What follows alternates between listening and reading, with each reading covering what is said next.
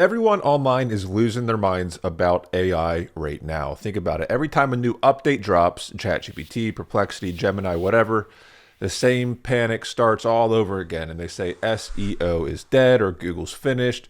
AI's taken all of the clicks. You've seen it. I've even talked about it on this channel. But what's actually happening right now is a cleanup. Right? AI isn't really destroying SEO. It's exposing who actually deserves to rank. And I think there's a huge opportunity here.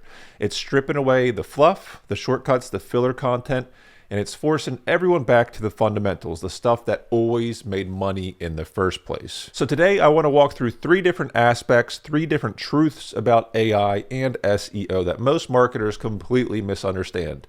And at the end of this video, I'm going to give you a little bonus that will change how you see every algorithmic update from here on out. Okay, so aspect number one, truth number one is AI is not sending you traffic. Google still owns the game. So let's start with what everyone gets wrong. AI, right, is not sending you any significant traffic. Not ChatGPT, not Perplexity, not Claude.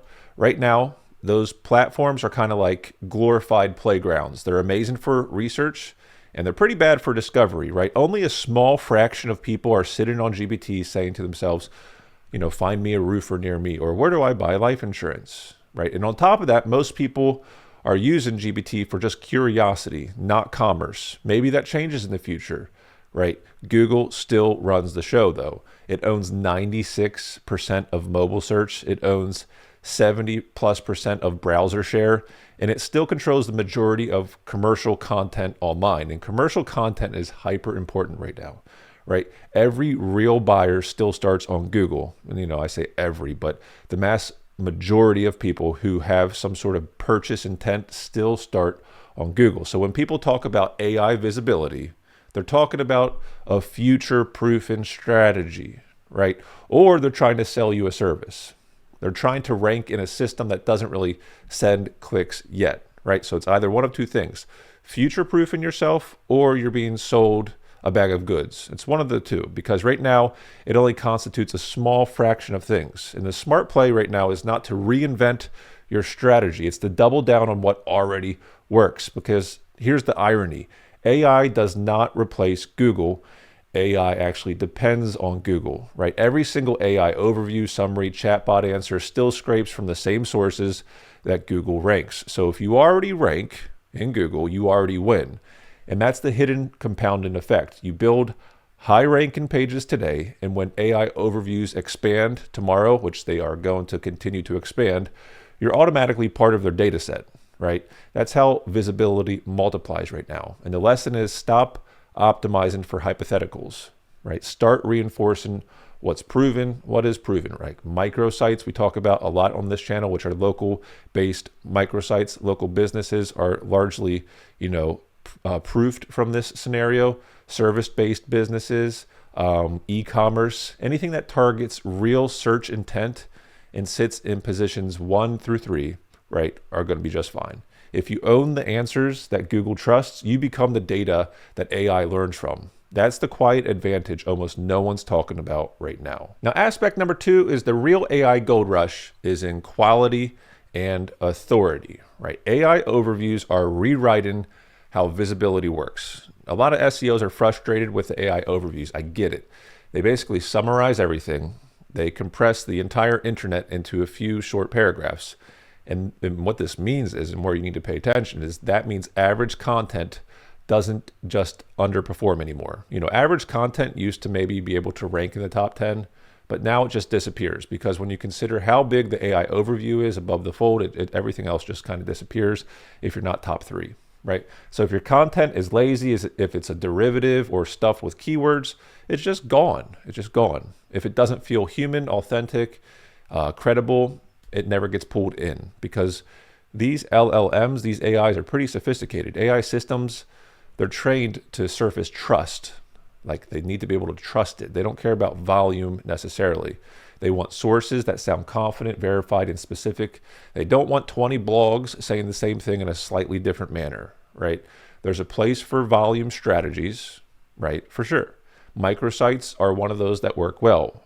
right? We use volume-based strategies on certain social platforms, but for the majority of websites, quality should be the focus and authority, and not the kind of authority you fake with backlinks or keyword stuff, and which can kind of work still, but this is the kind you earn, right? The real stuff like your face, your name, a reputation that connects you with what you publish. It's hard to fake that stuff, right? If you connect your LinkedIn profile to your YouTube profile, that's hard to fake. 5 years ago, you probably could easily, hide behind a faceless domain and crank out content with an intern or an AI tool or a team of writers or whatever, right? Not 5 years ago with AI tool, but you get the point. Today, if you don't have, a visible expert, you're kind of invisible. So the next move is you have to build trust at scale. You create content that sounds like it came from you and not a prompt. So you can turn every idea, say, into a YouTube video. You can turn every video into a transcript, every transcript into a post or email, and you attach your name to all of it, right? And when someone Googles your brand, you want them to see like a consistency. It's like the same message across search, social, and video. And that's how you build what you could call like a digital trust layer. Google notices it, AI models notice it, your audience definitely notices it. And the more trust signals you can create that say this person knows what they're talking about, the more visibility compounds. And aspect number three is hyper important, but I want to invite you to the Rank Expand Academy. This is a place where I spend most of my time every single day learning how to make money with AI online ASAP. So if you're someone who hasn't made money yet using AI online, this is your place. We use microsites. There's whole templates in there to teach you how to build the same microsites that we are using that are pulling in a crazy amount of leads every single day that you can sell to businesses you could use for your own business. There's tactics in there that remain relevant despite all the changes in Google. Okay, so aspect number three is the new SEO money, right? If you want to make money, is in the bottom of funnel keywords. And it was always here. Bottom of funnel was always where the majority of money was, but you could still back in the day make money top of funnel stuff, but that's over, right? This is where it all connects to revenue because theory's nice, but when you talk about where money actually lives, it's right here. AI, here's why. AI can answer, what is blah, blah, blah. It can answer how does blah, blah, blah. But what it can't do, and what it probably can't do for some time from now, is make a buying decision for somebody. It can help them research, which is the bottom of funnel queries, but it cannot make the purchase yet. It's coming close, but I still think it's way off, right? It can't replace who to hire or where to buy.